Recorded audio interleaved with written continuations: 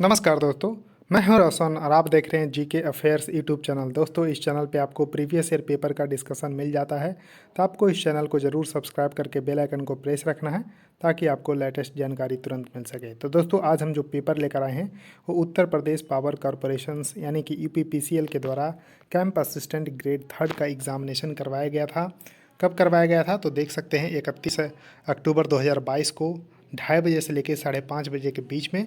तो ये पेपर हम डिस्कस करेंगे। इसमें जनरल अवेयरनेस के जितने भी पेपर पूछे गए थे क्वेश्चन सभी डिस्कस करेंगे। आपके पास भी देखिए कोई भी क्वेश्चन पेपर होता है तो gkafairs25@gmail.com पे भेज सकते हैं और PDF आपको हमारे टेलीग्राम चैनल पे मिल जाएगा, जिसका लिंक आपको नीचे डिस्क्रिप्शन में दिया हुआ है।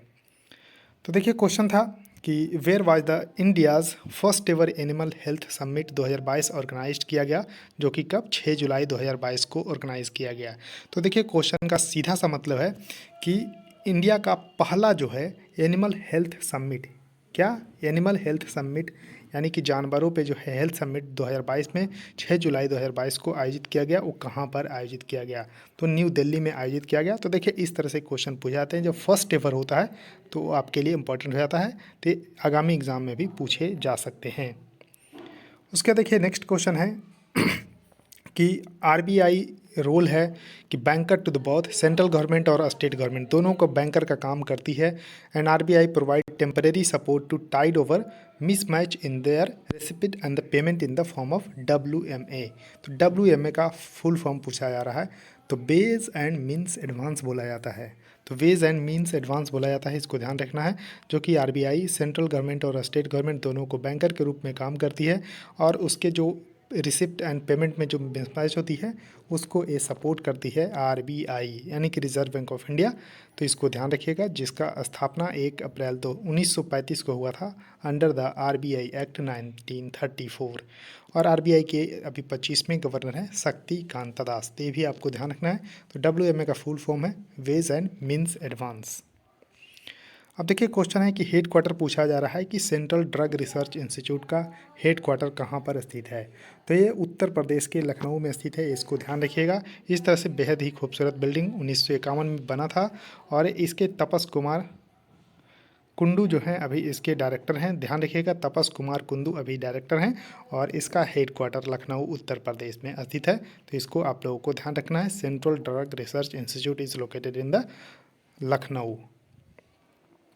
अब देखिए क्वेश्चन है कि 2022 का जो एशिया कप हॉकी टूर्नामेंट जो है वो कहाँ पर खेला गया। तो देखिए ये खेला जा चुका है इंडोनेशिया के जकार्ता शहर में, जैसा कि आप लोग देख पा रहे होंगे कि जकार्ता 2022 इंडोनेशिया में 23 मई से लेकर 1 जून के बीच में 8 टीम खेले गए, जिसमें कि भारत यहाँ पर थर्ड यानी कि ब्रॉन्ज मेडल यहाँ पर जीतने में कामयाब रही। फर्स्ट यानी कि गोल्ड मेडल नाम रहा साउथ कोरिया के, रनर अप मलेशिया और थर्ड प्लेस पे आया इंडिया अपना। तो इसको ध्यान रखिएगा, तो ये इंपॉर्टेंट है। इंडिया थर्ड पोजीशन पे रहा और विनर रहा साउथ कोरिया, सेकंड पे रहा मलेशिया और आपको जकार्ता में आयोजित हुआ इंडोनेशिया में। तो इस तरह से आपको ध्यान रखना है कि एशिया कप हॉकी टूर्नामेंट 2022 जो है इंडोनेशिया के जकार्ता शहर में आयोजित किया गया।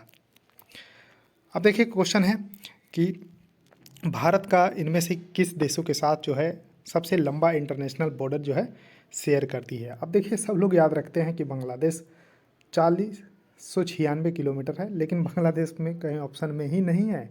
तो इस तरह से आपको सभी कंट्री का आपको पता होना चाहिए कि भारत का किस किस देश के साथ कितना जो है बाउंड्री जो है लगती है। तो देखिए सबसे पहला तो ऑफकोर्स बांग्लादेश है, 4096.7 किलोमीटर और सबसे कम अफ़गानिस्तान के साथ है 106 किलोमीटर। लेकिन इसके अलावा भी आपको सबसे ज़्यादा बांग्लादेश के बाद फिर चाइना के साथ, तो देखिए चाइना के साथ 3488, फिर पाकिस्तान, नेपाल, म्यांमार, भूटान और अफ़गानिस्तान। तो देखिए ए इसको एक निमोनिक्स है, आपको ध्यान रखना है। बचपन में MBA, तो देखिए बी बचपन इतना से बचपन हो गया और MBA यानी कि लास्ट में म्यांमार, भूटान और अफ़गानिस्तान। 1 किलोमीटर भी याद रख सकते हैं। टोटल 15,106.7 किलोमीटर जो है भारत का इंटरनेशनल बाउंड्री है। तो चाइना जो है इस तरह से इसका करेक्ट आंसर हो जाएगा। वैसे अगर बांग्लादेश होता तो बांग्लादेश इसका करेक्ट आंसर हो जाता।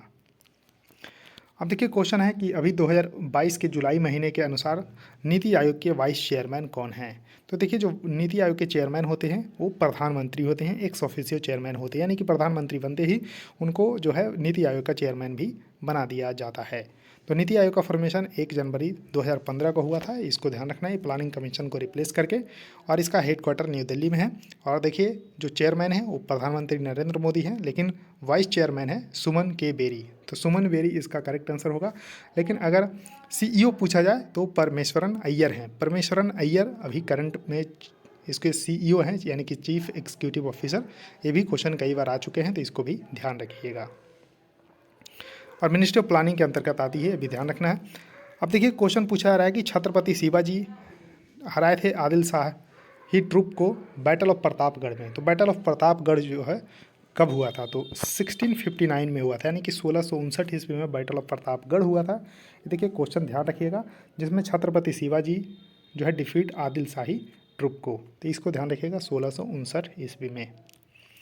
अब देखिए क्वेश्चन है कि when did Mahatma Gandhi launch the Champaran campaign in the 1917, यानी कि 1917 में वेयर है, तो कहाँ पर है चंपारण, तो ये बिहार में है। तो बिहार के चंपारण शहर में 1917 में गांधी जी का पहला जो है यहाँ पर सत्याग्रह शुरू हुआ, चंपारण। तो नील विद्रोह से संबंधित है, ये भी आपको ध्यान रखना है। तो ये आपको बिहार में देखने को मिलता है चंपारण। अब देखिए क्वेश्चन है कि by which constitutional amendment constitution of India were the number of the fundamental duties increase from the 10 to 11। तो देखिए सबसे पहले आपसे पूछा जाए कि जब संविधान बना था तो क्या फंडामेंटल ड्यूटीज़ था, आंसर नहीं, यानी कि नहीं था।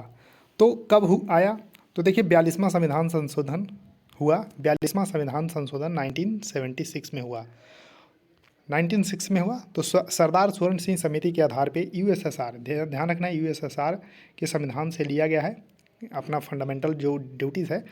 तो सरदार स्वर्ण सिंह समिति के आधार पे यूएसएसआर के संविधान से 42वां संविधान संशोधन के द्वारा 1976 में कितने, तो 10 जो है मौलिक कर्तव्य जोड़े गए, 10, इसको ध्यान रखना है। लेकिन फिर 86th कॉन्स्टिट्यूशनल अमेंडमेंट हुआ 2002 में, 2000 कितना 2 में हुआ 86वां संविधान संशोधन। इसके द्वारा जो है 11वां जो है फंडामेंटल ड्यूटी जोड़ा गया, कहाँ पर, तो 51A में जोड़ा गया। ये भी आपको ध्यान रखना है, क्योंकि पूरा फंडामेंटल ड्यूटी जो है यहीं पर है, जिसके तहत जो है क्या किया गया, तो 6 से 14 आयु वर्ष के बच्चों को फ्री एंड कंपलसरी एजुकेशन जो है प्रोवाइड करवाना माता पिता को भी कर्तव्य है। तो इसको भी आप लोगों को ध्यान रखना है।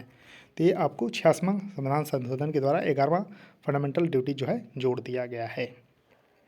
और देखिए भाग 4A में है, ये भी आपको पता होना चाहिए फंडामेंटल ड्यूटी जो है।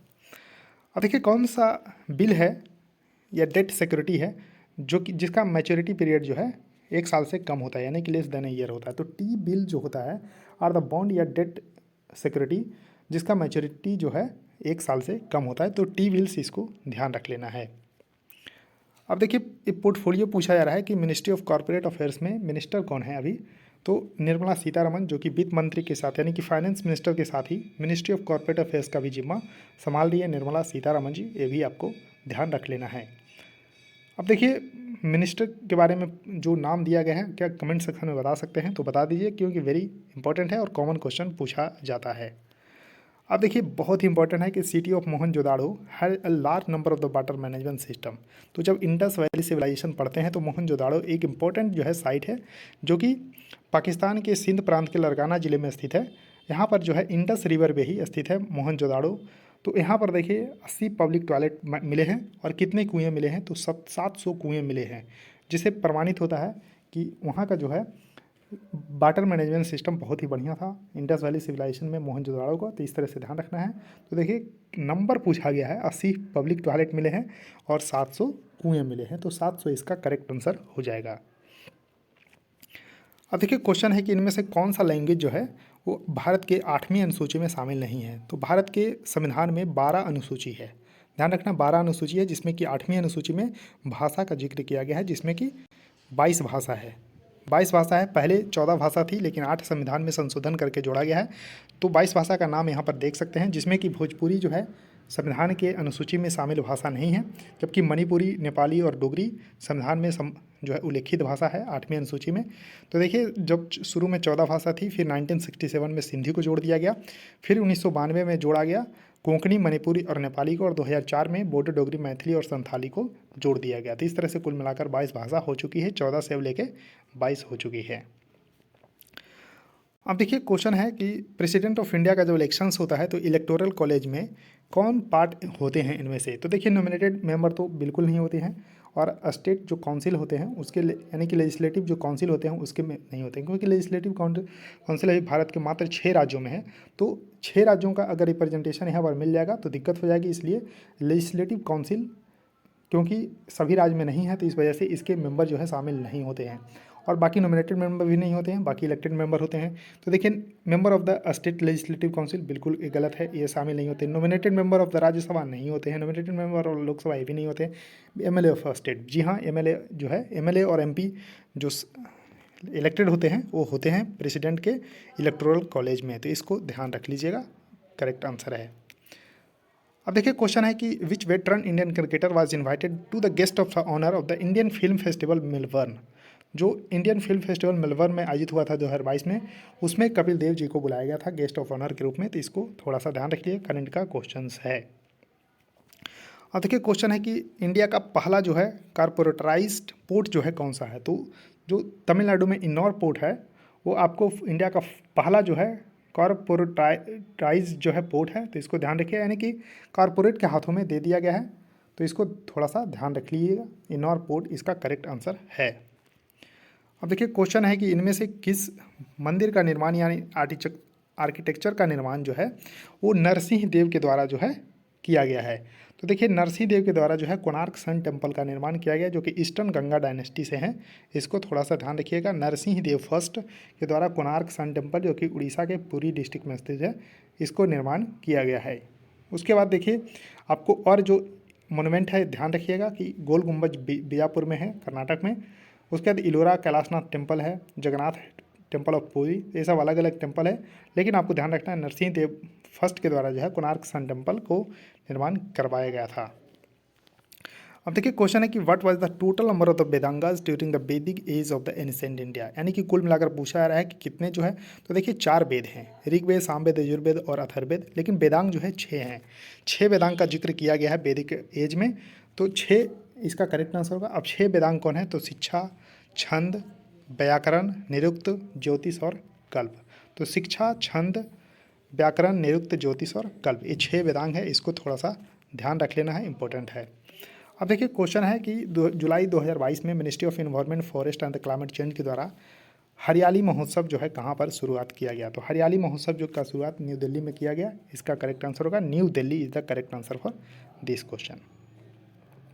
उसके देखिए क्वेश्चन है कि सिडबी, जिसको small industries development bank of India बोलते हैं, इसको किस एक्ट के द्वारा जो है पास करके पार्लियामेंट में बनाया गया। तो देखिए इसका फॉर्मेशन 2 अप्रैल 1990 को हुआ, तो सिडबी एक्ट 1990 के द्वारा ही इसका फॉर्मेशन किया गया, ध्यान रखिएगा 1990 का एक्ट है सिडबी, यानी कि small industry development bank of India act. और इसका हेड क्वार्टर देखिए इंपॉर्टेंट है, लखनऊ में स्थित है, और इसके शिव सुब्रमण्यम रमन इसके अभी जो है चेयरमैन और मैनेजिंग डायरेक्टर हैं। तो शिव सुब्रमण्यम रमन अभी इसके चेयरमैन और एमडी हैं सिडबी के।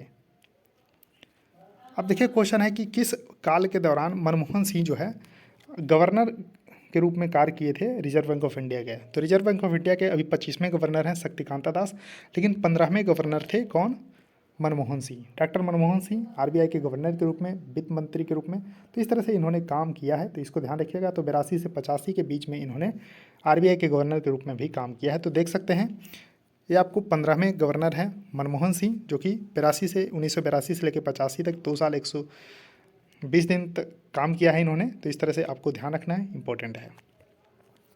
अब देखिए क्वेश्चन है कि आईएमएफ यानी कि इंटरनेशनल मॉनेटरी फंड का हेडक्वार्टर कहाँ पर है। तो देखिए 1944 में, ध्यान रखिएगा 1944 में ब्रेटन वुड कॉन्फ्रेंस हुआ था, जिसमें कि आईएमएफ और वर्ल्ड बैंक 2 महत्वपूर्ण संस्था का निर्माण हुआ, और दोनों का हेडक्वार्टर है वाशिंगटन डीसी, यूनाइटेड स्टेट में। ध्यान रखिएगा वर्ल्ड बैंक और आईएमएफ दोनों का फॉर्मेशन 1944 में ब्रेटन वुड कॉन्फ्रेंस के द्वारा हुआ, तो इसको थोड़ा सा ध्यान रख लेना है। और दोनों का headquarter Washington DC, United state में स्थित है।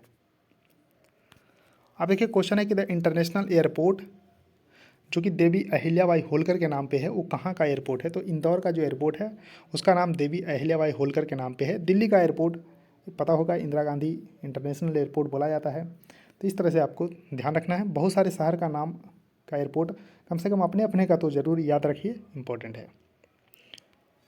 अब देखिए क्वेश्चन है कि who among the following is not a part of the national judiciary appointment commission यानी NGAC का इसमें से कौन सा पार्ट नहीं है? तो देखिए चीफ जस्टिस होते हैं, प्राइम मिनिस्टर होते हैं, union minister of law and justice होते हैं, लेकिन होम मिनिस्टर नहीं होते हैं। तो ये करेक्ट आंसर होगा होम मिनिस्टर। अब देखिए यहाँ पर आपको जो NJAC का जो कंपोजिशंस है, तो देखिए चीफ जस्टिस ये चेयरमैन होते हैं, 2 सीनियर मोस्ट जज होते हैं सुप्रीम कोर्ट के, लॉ एंड जस्टिस मिनिस्टर होते हैं, और 2 इमिनेंट पर्सन होते हैं जो कि सेलेक्टेड किए जाते हैं, जिसमें prime minister, chief justice of India और लीडर ऑफ अपोजिशंस होते हैं। तो ये भी आपको ध्यान रख लेना है। अब देखिए क्वेश्चन है कि by which of the constitutional amendment India were Lok Sabha seat increase from the 525 to 545। तो देखिए 525 से लेके कितना कर दिया गया, 545 किया गया। तो कौन सा कॉन्स्टिट्यूशनल अमेंडमेंट किया गया? तो 31वां कॉन्स्टिट्यूशनल अमेंडमेंट 1972 में हुआ था, यानी कि 31वां संविधान संशोधन 1972 के द्वारा जो लोकसभा की सीटें हैं 525 से लेके 545 कर दिया गया, और अभी जो है 543 है, क्योंकि 2 जो है एंग्लो इंडियन का यहाँ पर ख़त्म कर दिया गया है। तो ये भी आपको ध्यान रख लेना है, इम्पोर्टेंट है। तो दोस्तों यहाँ पर 25 क्वेश्चन ही पूछे गए थे, 25 क्वेश्चन को मैंने डिस्कस कर लिया है। इसी तरह से दोस्तों इस चैनल पे लगातार क्वेश्चन डिस्कशन होते रहेगा। बस इस चैनल को आपको क्या करना है, सब्सक्राइब कर लेना है, बेल आइकन को प्रेस रखना है और वीडियो को शेयर करना है, चैनल को भी शेयर कर दीजिएगा। धन्यवाद दोस्तों।